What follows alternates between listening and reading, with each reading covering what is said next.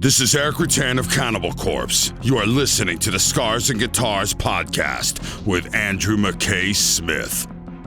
Hey there, thanks so much for tuning into the show. I appreciate it because I've got a conversation that is in very rare company for me, I must say, because it's with Matt Johnson, who is the fella out the front of The, an iconic British outfit that's been around for well over 40 years. The catalyst for the conversation with Matt is due to the release of The Comeback Special. It's a live album, it's a film, and he's also got a book to accompany the film and the album. They were released on October 29, 2021, so of course they're out right now.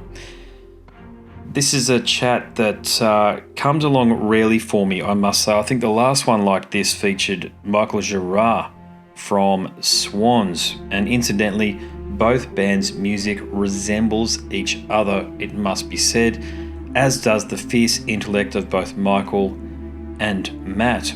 In this conversation here, we certainly go there. You'll hear us talk about social and political issues, of course, the dominating issue of our times, COVID, but more specifically, the political response and how partisan this fucking issue really is. Outside of that, of course, we talk about the music and plenty of other topics, such as his interest in motor cars, something else that I've got, which I don't talk about too often, but yes, I do own a V8 and I love talking about cars and engines and all those sorts of things. But as I say, the opportunity rarely comes up. But Matt, being a fierce intellect, has multiple interests, so we're able to chat about all of these topics. For those of you tuning in and watching via YouTube, we're going to dive into the conversation right now. As for those tuned in via the podcast, we're going to have a listen to a tune taken from The Comeback Special. This one is called The Beaten Generation. How's the calls been going in preparation for these new releases? Sorry, how's what? How have the phone calls, the Zoomers? Oh, good. Yeah. Yes, all good. Been doing a lot of interviews the last couple of months. All very, very good. These seem more effective, these Zoom ones. The old phone ones seem very, some of the ones to America, you can't hear what people are saying half the time. Do you think it's the accent or is it just the way people... No, it's the technology. If they use regular, some of the phones that come through,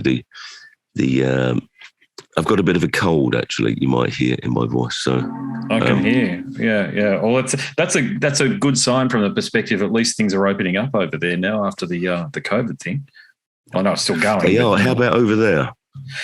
Gradually, although we've still got hard border closures.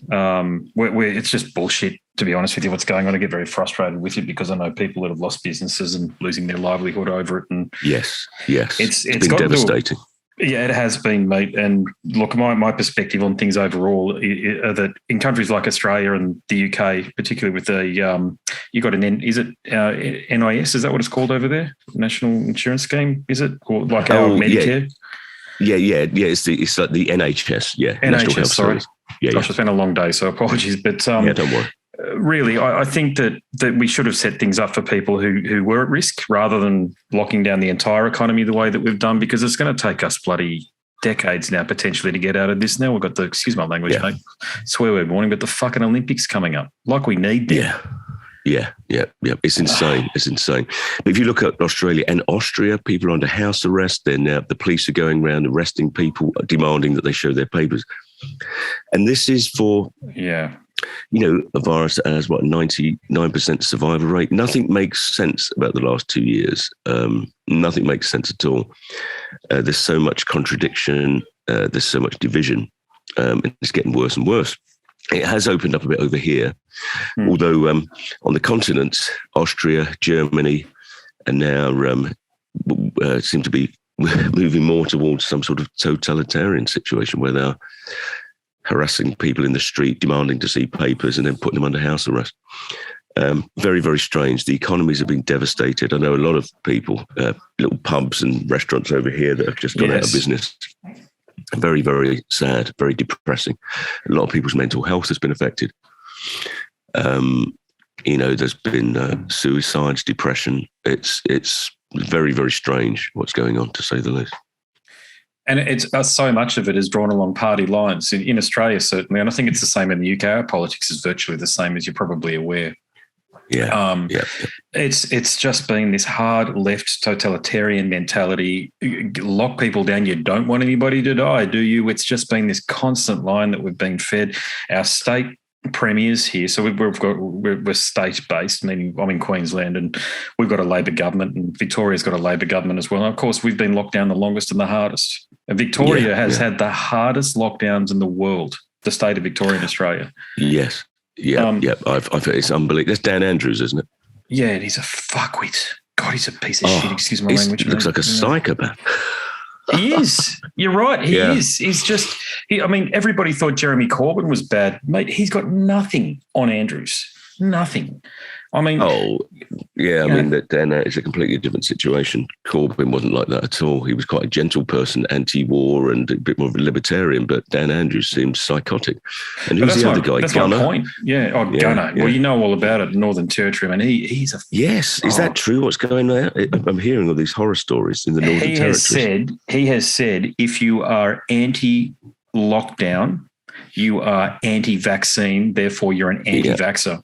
I mean, the broad brushstrokes that they are doing at the moment and forcing people to take positions, as I say, it is along partisan lines, is just unconscionable. And I simply don't understand how we here in Australia have let it go, because I've got a podcast and I talk about it all the time like this. Mm-hmm. Like I feel like I'm doing my bit, and most of my audience is in the States. And I let people know, and I get heaps of communication via Messenger, Facebook Messenger, and the like, asking me what the hell is going on over there. I just send them the news reports that I feel comfortable sharing with them, and tell them what my own experiences are, which is that we're locked in to Queensland. We can't get out. If we get out, we can't get back in unless we pay for a 2-week hotel quarantine ourselves, which of course costs about $2,500. The quarantine camps that they've set up as well, right? Correct. I'm hearing about. Correct. Yeah. Unbelievable. Now, do you think these people are taking orders from somewhere else? Because a lot of countries are moving in lockstep over this throughout the start of the pandemic. The World Health Organization seems to be handing down directives. There are a few countries in Europe, Sweden notably, which has not locked down. My son is Swedish. I spend a lot of time in Sweden, and Sweden has been very different. They didn't do hard lockdowns. They're no worse off than anybody else. And compared to, somewhere like Belgium, which did very, very hard lockdowns, which has a higher rate of COVID. So nothing really makes sense in any of this. And it's causing people, there's a lot of anger, a lot of confusion. And the fear, the propaganda over here is the BBC, relentless 18 months of fear. And people are just terrified. You got people literally in cars by themselves, with the windows wound up with masks on or two masks on. Terrified. Go to the countryside, you see someone by themselves, an old person going for a walk in a field by themselves, all masked up. It's what the fear has done. It's pure, it's like psychological terrorism, really. It's terrified so many people. They can't think straight.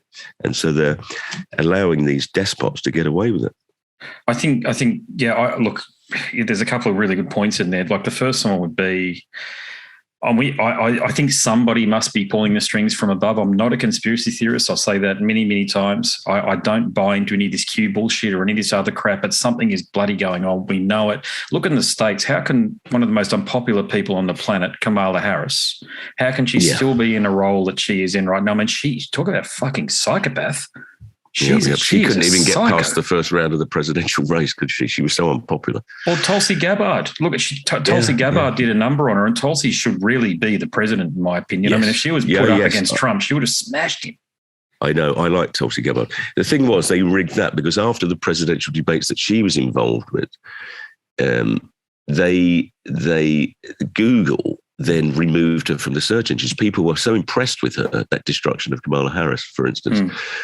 And then nobody could search anything about it. The whole thing's rigged. It's something very, very strange going on. But you're right. If you do question the official narrative, the establishment narrative, you're called a conspiracy theorist. Yeah. You can't question anything.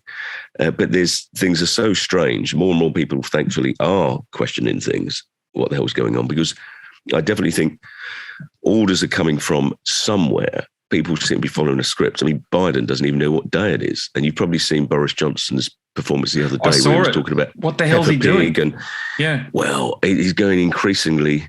I heard an interesting interview with one of his ex-girlfriends recently, and she said, he's not the person I knew. Someone's got to him. He's acting in increasingly bizarre ways. Maybe this sort of, he was always known as supposedly a libertarian and against exactly the kind of things that are going on now. And maybe before you take office, you get taken into a room and you get told, yes, you can have this power, but this is what you've got to do for it. And when you leave office, you'll go on these talking tours and you'll earn millions, like Tony Blair, for instance. Mm-hmm. That's how we pay you back. It's very, very corrupt, the whole system. So it's no surprise that people have lost all confidence in politicians. Yeah, and I really liked what you said. I was watching your YouTube clips, and during one of your radio broadcasts, you were saying, look, they're not on your side. Stop. I'm paraphrasing you here, of course, but you were talking about how these politicians and I believe you were talking about Evita Persuasion, and I believe it too. They're not on your side. They don't give a shit about you or I or our kids or our mortgages or our bands or my podcast or anything. They don't care. People have got to stop taking sides. They've got to see that we, the people, have the actual power. We are the movers and shakers, but too many of us are in fear. We're so scared. Yeah. Yes, I would say about 80-20. You've got 20% of the population that see through a lot of the bullshit and really know that something's wrong, but 80% seem to be hypnotized. It's almost like, if you go into an analogy after news, when you go into a theatre to watch a magician or a hypnotist on stage, and he performs a spell on the audience, but 20% cannot be hypnotized, but the 80% are, and it's nothing to do with intelligence. I don't know what it's to do with, but there is a larger percent of the population that are just under a spell. It's like mass psychosis, and you can't. I have many friends and family that I try to talk to about stuff, and they stop being the conspiracy theorists. No, you got to trust the government, and if it's not on the mainstream media, if it's not on the BBC, the Guardian, the Daily Mail, they won't believe it, despite the evidence, how controlled those outlets are. So it's very hard to get through to people. The BBC and the ABC in Australia, that's the same thing, should be defunded, in my opinion. I've just graduated uni about 2 years ago. I did studies into the ABC. Let me tell you, like the BBC, mate, they don't have a charter that means that they can be impartial. They basically can promote whatever editorial narrative they want, and the oversight committee, whatever it might be called in Britain, whatever it's called here in Australia, I can't even remember the bloody name of it here. Ofcom in Britain, yeah. But it doesn't have teeth. So what can it do? It can't, it's not like it can suspend the paper like when Rupert had to disappear News of the World for all of their fuckery. Yeah. What do you do? And I especially saw that some of my fellow graduates at uni, smart people, but they've taken this leftist work. I don't know what you'd call it. It's just this totalitarian. I won't call it leftist. It's a totalitarian. Yeah, narrative. I don't think left or right has any meaning anymore, and it's really top and bottom or whatever. It's not to do with left and right, because you find a lot of in America, for instance, the Democrats and Republicans follow the same foreign policy. It doesn't matter which one is in. Over here, we have New Labour. Of course, Blair was the natural heir to Margaret Thatcher, carried on all the skullduggery abroad and all the privatisation. Doesn't really make any difference. It's a myth. It's the old divide and rule, and you have people, the blue team, the red team, you have people at each other's throats. But it's not. It's actually, they're all put in power, they're manipulated. And I'm sure many politicians, many of them, when they get into it for the right reasons, but they soon find they will not get anywhere unless they come on board and agree to a certain agenda. They'll be marginalised, ridiculed and cast out and not taken seriously. But if they don't, they do what they're told to do. It's like when Blair won, when New Labour under Blair first won, I think it's 97. Apparently who the first visitor at Downing Street was when he won power? Rupert Murdoch went in through the back door. Is that probably right? To explain what his agenda is. Because Murdoch had got behind Blair leading up to that, and then obviously claimed credit. Yeah. Because they all follow the same agenda, basically. He did that with Kevin Rudd. here in 2007. Yeah, they as soon as they get behind somebody, they're in. I don't know whether their power is as broad as what people like to think it is these days because of the traditional media has just been splintered. It's where do you get your news from these days? 17, 18, 20, 100 different sources. Who knows? Yeah. You know, but I think people still like to think, especially here in Australia, there's always Rupert bashing, but it's like, I don't think he gives a shit what we do in our day-to-day these days. Like he's 90, whatever he is, or 80, whatever he is at the moment. I don't know how much true power he has, but I do think the public broadcasters have a lot of power because they don't have to turn a profit. They don't they can broadcast whatever they want to whichever audience they want, and they can more or less turn into CNN. And I think that the BBC's become so outrageous. Even a lot of its biggest supporters here can't bear watching it anymore.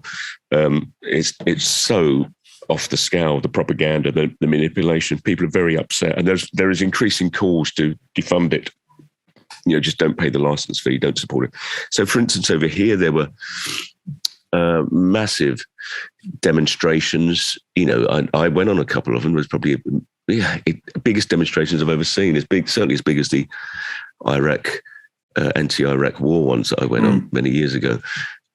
Filing past the BBC could be 1 million people, but it didn't happen according to the BBC. Yeah. There was no mention of it anywhere.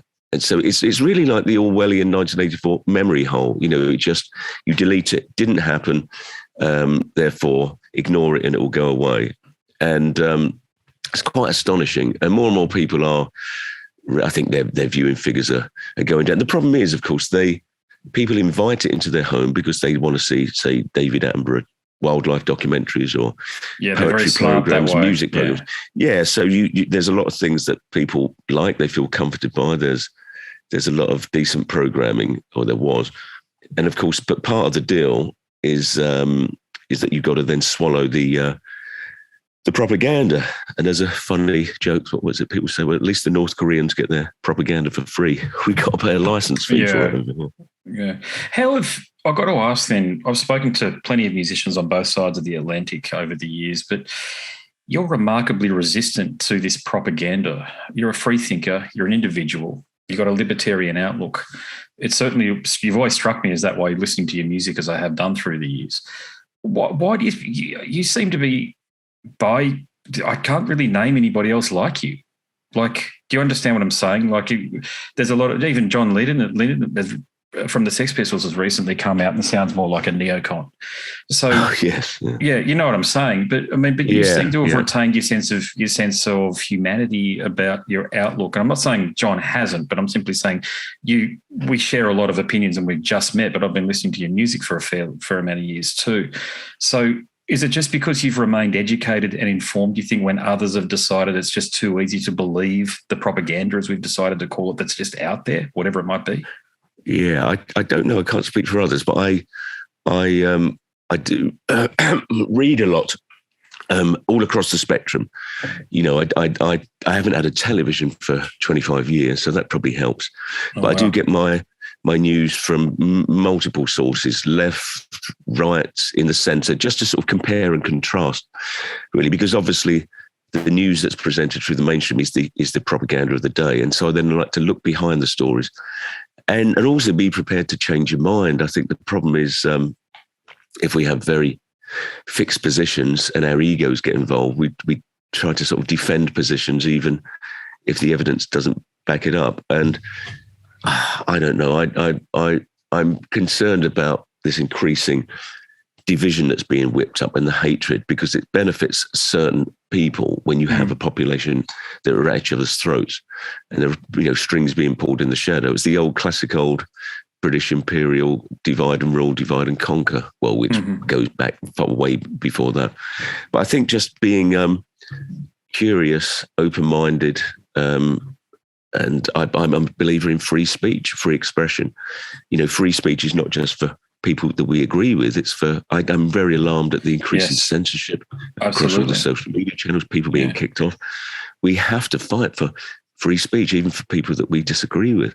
I think it's the lifeblood of a democracy, and we don't have a functioning media anymore. It's really propaganda channels, and they're trying to bring in these new laws under innocuous names like the online safety bills, which is essentially to shut down what they call fake news and misinformation.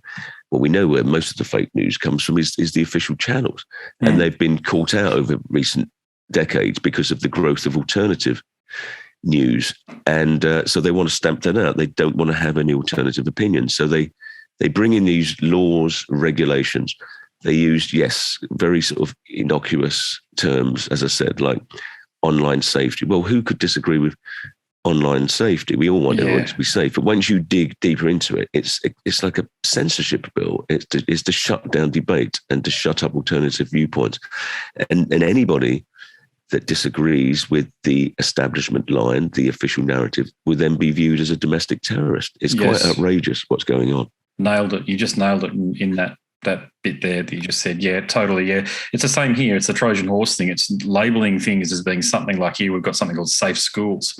Well, it's bloody anything but. It's this alternative viewpoint of all of these psychotic ideas. Hey, I'm no prude, let me tell you. I love music. I love getting out there, doing different things and the like. But as soon as you start teaching 10-year-olds how to jerk off, stop it, for God's sakes. This sort of shit needs to stop, and it needs to stop now. I mean, we both got kids, so we've got massive skin in this game, and I just think, of course, they label it with all of these touchy-feely, boilerplate statements like safe schools and whatever else it might be, and it makes it very hard to challenge because the layperson, the person in the everyday, as soon as you go, I don't like safe schools, it's like, so you don't want safe schools. It's like, no, dig deeper than that. Do you understand the policy? Do you understand what this will mean? What sort of subjects are going to be introduced to the syllabus and the curriculum as part of this program? You've got to dig deeper on these things, people. I know. And unfortunately, a lot of people, they don't have the time. They will just read the newspaper they've always read, watch the news, and don't have the time or the inclination to dig deeper. But it's a very, very a crafty, manipulative use of language. And there's all these think tanks and foundations, and behavioural scientists, of course, are heavily involved. Nudge units. We've had over here the people that behind, I think it was SAGE, it was the advisory group for the government here. It had more behavioural scientists on it than virologists or epidemiologists. Yeah. It just shows you it's to manipulate. And the same thing goes, the democracy's been hijacked by these shadowy groups, these think tanks and foundations. The funding comes from somewhere. We're not quite sure where, of course, because it's very shadowy. And it's to manipulate us. It's an abuse of democracy. And so, people don't know what they're voting for half the time. They can't get the information unless they really, really spend time digging. You've long had your finger on the pulse, as I've mentioned, but let's just talk about your song titles for a moment. The Beaten Generation, Armageddon Days, here we are again. We Can't Stop What's Coming, even Phantom Walls, okay? I mean, these all speak, The Sweet Bird of Truth, there's another one. I mean, all of these songs talk about, in abstract ways, it might be said, but they talk about, in some ways, in my opinion, what we're talking about here. So as I say, you've been talking about and singing about some of this stuff for damn near, 40 years, if you can believe it, at this point? Yes, 42 years now, yeah. 42 years. So it's you as I say, you've always had an eye on these sorts of things, and it's so refreshing to hear that you agree with someone like myself. Someone like me, as I say, we've just met, but I'm 43 years of age. I've certainly lived long enough to understand that we're being fucked with at the moment. There's a lot of manipulation going on. But have you always got a lot of feedback about your lyrics and even about your song titles, about what that might be hinting at? Well, more and more as time's gone on. But I remember when Mind Bomb came out, I took a terrible hammering by the press in the UK, not abroad, actually. It got very well received, but I've gone mad, I'm loony, conspiracy theorist. And then a few decades after that, people were saying, oh, you're a prophet, or that, how did you know? But of course, I'm not a prophet and I'm not a conspiracy theorist. I just read, go out into the margins and look around. And of course, as I've had a lot of abuse on social media recently, last year, when I was just questioning what was going on here. Conspiracy theorist, loony, but I feel I'm right. I feel there's something really dark and sinister right from the outlet. As soon as this thing happened, nothing made sense to me. I was very well aware we're being heavily manipulated. Nothing really made sense. And so it's a case of intuition and instinct. And unfortunately, the way that particularly Western society, it's almost like trying to cut us off from our instinct. You know, the culture has become increasingly infantilized. Yeah. And we're almost manipulated not to trust our instincts. But I think people have got to trust their intuition and instinct. It's what makes us human. Mm-hmm. And that's something, you know, the internal alarm bells have been ringing over this situation for a long time. But as I said, you're up against a majority that are quite sleepwalking and don't really and believing too much what they're being told. But yes, so it's, if you choose to swim against the tide, or you're going to take a certain amount of abuse, and a lot of people do take abuse. But they're only doing it to help other people. There's a lot of people being kicked off social media that are just trying to raise an alarm because their intuition is telling them something's wrong. I've got to do something to raise the alarm, and then they get abused for doing that. Mm-hmm. But unfortunately, you know, I think, or fortunately, there are a lot of people that are still speaking out. Obviously, yourself, many people all over social media, radio stations, artists, musicians, ordinary people in the streets. There's a sizable amount of people that are trying to ring the alarm bells to say, look, something is amiss here. So with regards to social media, do you get maybe people feel like as though you're unobtainable, meaning that you're in the public spotlight, and if they send you a message, you won't read it. But I know for me, all I get is very nice, very positive comments all over the world, by the way, from Europe, from Britain, Ireland, from the United States, people saying, yeah, I agree with you. I don't know what the hell's going on here. But are you receiving those private messages from people, even if you're getting bashed by people on social media in the public sense, in the comments section? Are you getting the private messages of support by people who just, you know, they're scared of actually showing and demonstrating public support when you're getting such negative feedback in the comment section? Well, the truth is, I don't go on Facebook myself. I've got some, you know, people that work for me that actually do a lot of that posting. So occasionally I'll dip in and out, because otherwise I found it a bit, there's a lot of positive stuff, and there's a certain amount of, not so much negative, but some negative. But I found that it gets so time consuming. Yeah. There's just too many messages a lot of the time. So we post stuff out. We keep it. One thing I did notice with Twitter was that there was a bit of shadow banning, yes, I think, going on. And because I used to post, you know, years ago, a lot of political stuff, and I realised the political stuff wouldn't get very far. I don't think it's been seen by many people. And I remember at the time, a couple of years ago, thinking, this is very strange. And I mentioned it to someone. They said, oh, I didn't think anything of it. And then the story broke that they do shadow ban accounts that say things that are too political. So although you think you're posting stuff up, the algorithms ensure that it's not seen by many people. Right. Yeah. So social media is part of the problem. I mean, it brings great potential and great possibilities to communicate with others, but it's also very tightly controlled. Facebook, Google, Twitter, they are as much a part of the problem as more a part of the problem than the solution, really. Yeah, agreed. Yeah, definitely. Yeah, it's.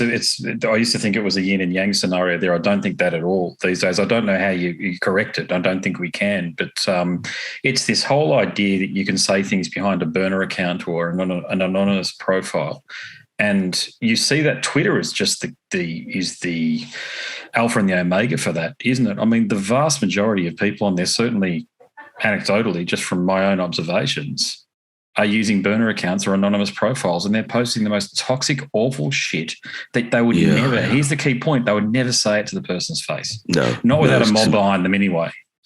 No, it's absolutely right. It's a lot of bots, a lot of trolls, but also there's, I'm sure you've got the same in Australia, but here there's in the UK, a division of the army, I believe it's called the 77th Brigade, is set up. It's a cyber battalion that is, their purpose is to go onto social media and shout down and abuse any posters that are posting anything that again goes against the official line. And it's called being ratioed. So, for instance, the bots will, if somebody posts something, being ratioed. So if they ensure that you get probably 100 to 1 negative to positive comments. So it's a swarm of bots that then abuse. And then it's these, behavioral science experiments where they've found, I think it was the Ash experiments, wasn't it? Where they would find that an individual is less likely, if he's surrounded by people that hold one point of view, he's less likely to put his hand up to express his point of view. Yeah.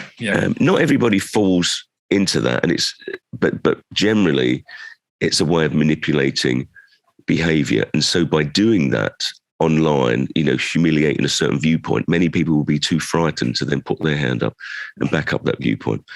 It's very disturbing the way that, as I said earlier, democracy has been totally undermined. Yeah. And many people aren't aware that the social media is one of the battlegrounds now. Indeed. And look, with all what we've spoken about, it can cause people to dive into episodes of depression and just a general malaise, isn't it? But the antidote to that a lot of the time is music. And a lot of that comes down to some of the music that you're doing too. So when I'm one of those young fellas through the 80s. I'm 43, as I said, so I watched your videos on late night TV here through the 80s and 90s. And I always thought you were a bit of a late night treat. I used to call bands like and Love and Rockets, this sort of thing, Pill. You'd see this stuff on and would just like, wow, look at this. It feels like you're watching something which is very different from a lot of the Oz rock, which is going on around me at the time, AC/DC or what have you. But look, it's a treat to hear how you've reinterpreted so many of those great tunes, those song titles that I've already mentioned, at this Albert Hall gig. But here's the thing. I feel like this is less about you reaching for a new audience to sort of share your music in a different way. Rather, I feel like you're bringing people like me, fans, people for whom your music is a special part of their lives, even closer by bringing things full circle in a more intimate setting. Would you agree with that?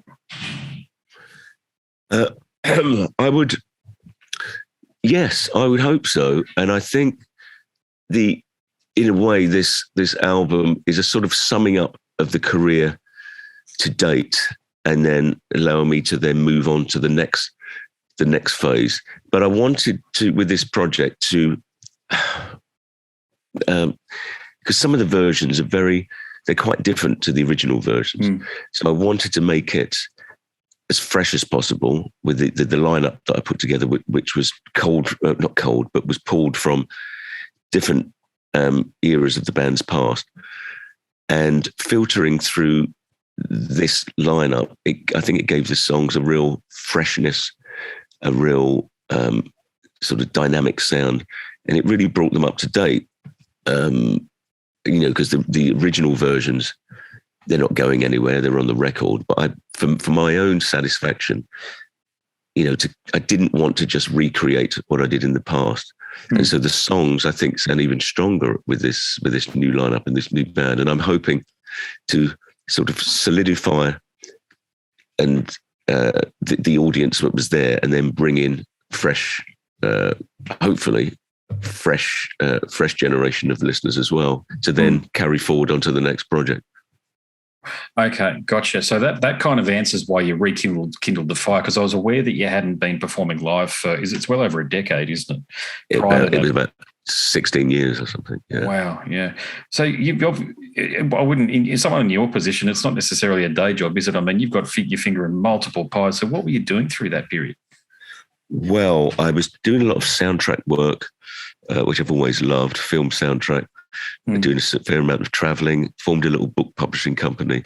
Yes. Doing many other things as well, but just out of the public eye because, various reasons, really. But then there was a documentary made about me called The Inertial Variations. Yes, great documentary, by the way. Yeah. Yeah, I was and that was my ex-partner, Johanna St. Michaels, who's a Swedish documentarian. Mm-hmm. But it was in that documentary that I wrote a new song, which was We Can't Stop What's Coming, written for my brother, died during the making of that documentary. Oh, sorry to hear. And so I wrote that song and performed that song live in my studio, and it was broadcast live and filmed. And that was the first new song I'd written in years, and first time I'd sung in 15 or 16 years. But I really enjoyed the process.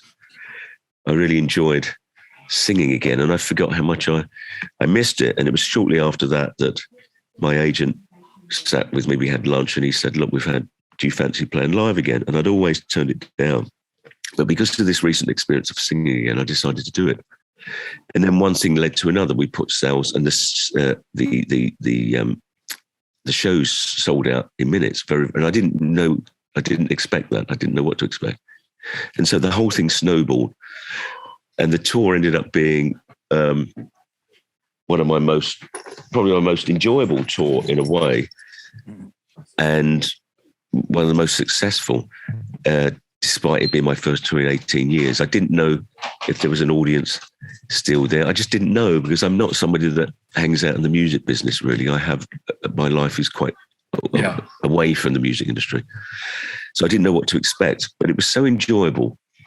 And we recorded all of the UK shows, but I wanted to film the Albert Hall one because by my friend, the director Tim Pope, because he had filmed us when we played there previously. We did 3 nights in 1990. But what made it more intense this time, not only it was my first time in a London stage for 16 years, we were being filmed, we were being recorded, but my father died 2 or 3 days before the show. Wow. Okay.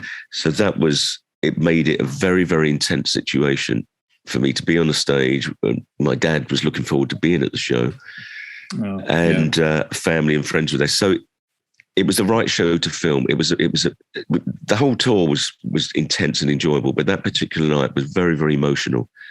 And luckily I had such a good band around me. We were very well rehearsed. So I knew, and I did announce at the start of the show what had happened, because I felt, you know what, I needed to get the audience. It's not that they wasn't on side, but I wanted them to know what I was going through, because I thought if I make mistakes or whatever, they'll understand. But luckily, the band were very good, and we did a good show. So it was, it was a very intense project. And then the recorded version would have come out in early 2020, but obviously we went on a dystopian detour. But that during lockdown, gave us more time to work on it, to mix, to edit the film. And then we did a beautiful coffee table book, because we had a lot of material. So it's ended up being a much bigger project than it may have done, because I tried to let's try to create something positive from this lockdown situation. And, so hopefully that's what we've done. Yeah, I think you have done that, and I've got to say, I was listening to it. I've listened to it a few times now, and so for people listening, the album's called The Comeback Special, and it's recorded live at the Albert Hall. It's an Albert Hall gig, so it is special on a number of fronts. Especially so, I've lost my father too, but with your father no longer being with us and being so close to that performance there, but I could hear the tension, because I'm a musician too. I could hear it. It felt like, you know what, I was trying to think, I like to come up with these statements, if you like, and relate them to the music that a great artist like yourself has produced. And now what it reminded me of, it's like swimming in a very calm tropical ocean. So from the surface, everything looks really calm, but underneath it are some of those violent animals known to mankind. Now, I'm not suggesting for a moment that your music is a violent animal, but it's like that tension is like, if you go up to Cairns or what have you and you swim in the ocean, there's sharks and crocodiles there, but it looks beautiful. It's some of the most beautiful ocean you'll ever see anywhere. But it's got that tension to it. Your music reminds me of that. Oh, that's a nice analogy. I do. There was a lot of, I think, the band that I put together, the musicianship, they're capable of that. And the way that we stripped the arrangements down, so they were quite taut and tightly sprung underneath. So there's a lot of melodies. Tonally, it's nice and rich, I hope. But there is also a tension. Not just at any moment, it feels like it could explode, and occasionally it does explode. But I'm glad that comes across. Yeah, it reminded me a lot of the recent Swans material, Michael Girard. Yes, it had that same vibe going on. Yeah, and that's honestly, I can't give you a bigger compliment than that, because I love Swans and what you're doing. Yeah, I like Mike. I've not seen him for years, but he's a nice guy. Yeah, he is. He's one. I've got to say though, he's one of the few people I was warned prior to an interview to have. I think the language was "know your shit" or "don't bother." I thought, Yeah. and I didn't mind that because apparently he'd bitten a few people's heads off before me. But him and the only other one beside him was Al Di Meola, the guitar great. Because he'd had a run-in with a journalist only recently, but it was for very different reasons. A bit like that situation with the Dell recently, where the bloody Channel 7 Australian Sunrise journalist. Yes, I heard about that. I mean, why would you turn up to an interview without listening to the artist's work? Really? I know. He didn't get the email, did he? Apparently, is what he said. Oh, he's a liar because he would have got the album in advance, and he would have got the talking points, but they would have been all about her weight loss and all that bullshit. Yeah. I haven't listened to the interview because I don't think it'll. He didn't even get the interview, did he? But I'd love to see what the talking points that his producers gave to him, because they'd just be garbage. Yeah. They'd just be none of them would be about music. Yeah. It's no, I'm glad you feel that way about your music, and it was but I'm just going to backtrack a little bit. What you were doing in your time off. Tales from the Two Puddings. I'm going to read that book, by the way. I'm going to get it soon. But I think you've only got, am I right in saying you've only got a few books released on is it 51st State Publishing? Is that the name of your publishing house? 51st State Press. Yeah, we've got more lined up, but because of the tour happening and everything, I've not been able to do that. But Tales from the Two Puddings was my late father's book. Memoirs, a pub that my parents had in East London in the 1960s and 70s, which was one of the most famous music houses in East London. And my dad always wanted to write. He was a wonderful storyteller. And he wrote a lot of stories down. But for his 80th birthday, I decided to publish it. And so I edited it, published it, and it went very, very well. I got him on national radio. We did big interviews in London magazines. I did a lovely event, an institute that was sold out, and the book sold very, very well. Got great reviews. So it was the best birthday present I could have given him, and it's still ticking away, still selling well. And there's talk of turning it into a. Oh, hang on one second. You're right. Possibly turn it into a television show at some point. And he's written a prequel that I sadly didn't get to publish before he died, so I'm still editing that. And there's other books that we've got lined up as well. But I'm excited about them. Real stories from real people talking about things that have happened, especially a pub in London in that era. Gosh. Yeah, you'll like it. It's a lot of humour in it, and there's a lot of interesting characters, because it was... my uncle, my dad's younger brother, was a big music promoter in London in the 60s. He promoted people like The Who, The Kinks, John Lee Hooker, Small Faces, and so they played in the pub. So it was a lot of well-known people, footballers, World Cup winners were drinking there, and gangsters. Nice. It was a very interesting place to grow up in as a little boy. I bet. Does that sort of lean into your love for? Am I right in saying this? Because I was watching the documentary, P5, a Rover. Is that where some of that? Yes. Okay, got it. Yeah, got it. Yeah, I've got a couple of them, and I love.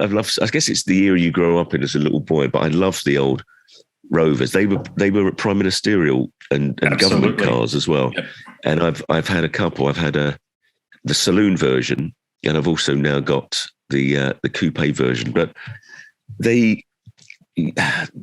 a bit temperamental. They're beautiful cars, V8, lovely big leather armchairs and wood. But of course, they're getting old now. Mine was nearly 50 years old, so they get harder and harder to maintain, and they're a bit prone to rust. So you have to make sure you keep them out of the bad weather. But they're beautiful cars, understated. They're probably a notch above a Jaguar, but a notch below a Bentley, and they're very understated. They're not flash. That's what I like about them. Beautiful cars. They were here in Australia, I believe, as well. And I think they had a Chrysler engine in them in Australia. Is your engine a Chrysler? Do you know, source? Buick. No, it was Buick. So it was Buick, a P5B. Yeah. The B stood for Buick, and Rover bought the Buick engine. It was a small 3.5 litre V8, which Buick developed but didn't have a use for, and then Rover bought it and brought all the tooling over. So that's what it was. Yeah, Buick V8. I'm so glad you're an aficionado of cars. I've got a Jeep Hemi, an SRT. I know people laugh at those cars these days, but I think they're going to be pulled from the Australian market soon. So, Really? you can't really buy V8s in Australia anymore unless you buy an Audi or a Merc or a BMW. They're pretty much out of ever since Holden, which is the same as Vauxhall. Holden and Ford stopped doing V8s, which is about 5 years ago or so now. I mean, there's no, as you know, the world's going toward hybrid drivetrains. Or full electric drivetrains. There just isn't. So I think cars like that P5 are only going to increase in value. Yeah, but they're going to start phasing out petrol, aren't they? Over in the UK, they say by 2025, there's going to be no petrol cars made anymore. Whether they can stick to that, God knows. But then I can imagine it being rationed and you'll only be able to take it out once in a while. But it's a lovely car. It's an old... what can I say? A guilty pleasure. Yeah. You're a class act, man, I've got to say. So, look, I'll wrap things up there. And look, I really appreciate this conversation and that, your frankness and your ability to stand within truth and talk about these things. So my final point would be, I've mentioned I host a podcast. Are you cool with me releasing what we've spoken about on the podcast? Yes. Thank you. Yeah, I appreciate it, mate. Yeah. I think it's important to hear the things that you said from you because it make people feel more empowered then. Yes, and I think so. No, also you end up being, through social media, you get misquoted or misunderstood. But it's just coming from a point of view of searching for the truth. Humans, grasp and gasp for the truth as they do oxygen and light. And there's that sense that something fundamentally has gone wrong and we're not allowed to question it without being called a conspiracy theorist. It's to shut up debate. It's to put a tape around an area and say you're not allowed to ask questions. And it's behavioral science and it's working the way that it's forcing so many people to just to shut up or turn against themselves or attack people with an alternative viewpoint. And like I've said earlier, I'm favour of free speech and free expression and exchange of ideas. Sometimes we're right, sometimes we're wrong, but that's how we grow and we develop. And by shutting that down, surely, and censoring and attacking anyone with an alternative viewpoint, that should make the alarm bells ring for anybody. Agreed. And Matt, so you have you are a gentleman and a scholar. I want to thank you for as I say, sharing what you shared and just for making the music that you've made. It is important because, as I say, we lead long lives and they're full of all sorts of tragedy and dilemma and calamity and challenges and all the rest of it. And it's because of the music that you've written in many instances, a lot of instances, as a matter of fact. Certainly you've seen the faces staring back at you at the Albert Hall gig, as you have done through gigs all across your career. Yeah. It's very important what you do, and it is very meaningful for people to listen to the music that you've created. Thank you very much. I appreciate that. Well, you have a lovely night tonight. Will do. What are you up to? Going out for a few beers? No, the kids, mate. I've got young and so 6 and an 8 year old. So we are just in prime child rearing phase at the moment. So I might be able to squeeze in a bedtime story. Yeah, exactly. Bedtime story before I pass out. I mean, not from being drunk or anything like that, but just by being tired. Yeah. So but that's what's in store. So yeah, but it's been a pleasure, mate. I look forward to this chat. I'm so glad that it's taken place. So thank you again, mate. Lovely to talk to you. You take care. Thanks very much again. Cheers. Yeah, take care. Bye-bye. Bye-bye. Catch ya. Well, there it is. What do you think? Let me clarify something. Up top, I compared Matt to Michael Girard from Swans, and I did that because they're both originators in their genre and they've been very, very influential. That's what I meant by the comparison. Not that the conversations themselves were all that similar, it must be said, although I would love to have a conversation like the one you just heard with Matt, with Michael. I imagine that he'd have more left-wing opinions, but I don't mind that. If we can talk about things in a manner where we are trying to get to the bottom of things, I think that's wonderful. I truly do. But only people with patience and intellect seem to be able to do that, something that is missing from most political discourse these days. Thank you, mainstream media and Twitter, for creating the spin cycle of shitty views, opinion. They're not even views and opinions, are they? They're editorial. They're not news. Mainstream media is no longer news. It's all bullshit. The best thing that you can do, people, is tune out. Now, I'm saying that as a journalist. I am a trained journalist. I'm looking at my bachelor's degree on my wall here. Bachelor of Journalism, it says. And I've had scant opportunity to use it, it must be said, because I simply will not go into a career knowing I could potentially be peddling bullshit. Very sad state of affairs in media in 2021. It's been like that for about 5 or 6 years, I think, but it's just never been worse, never been as bad as what it is right now. Get your news from independent media sources and sources that are trying to get to the bottom of things, like what I try to do on my show whenever we have conversations like that. There you go. Maybe if I could be so bold and brazen as to say maybe I'm a source of news for you. There you go. Through the conversations I have. That's what I mean. So my name's Andrew Mackay-Smith, and I'm the host of the Scars and Guitars podcast series. I appreciate that you have tuned in because it means that you enjoy what it is that I'm doing here. It must mean that. Otherwise you wouldn't still be sticking around listening to this lengthy outro. So if you're interested, go over to scarsandguitars.com, where you'll find many more conversations, not like that one, I must say, but they're conversations with musicians, and we talk about music, sometimes politics, sometimes current affairs, all sorts of topics go into the mix when a new episode is posted from Scars and Guitars, the podcast series. I'm the only one who does this, so I have no idea why I'm referring to myself as Scars and Guitars. It's a bit weird, isn't it, actually? But whatever. I appreciate that you've tuned in, and whatever it is that you're up to, stay safe. And until next time, it is a very goodbye for now.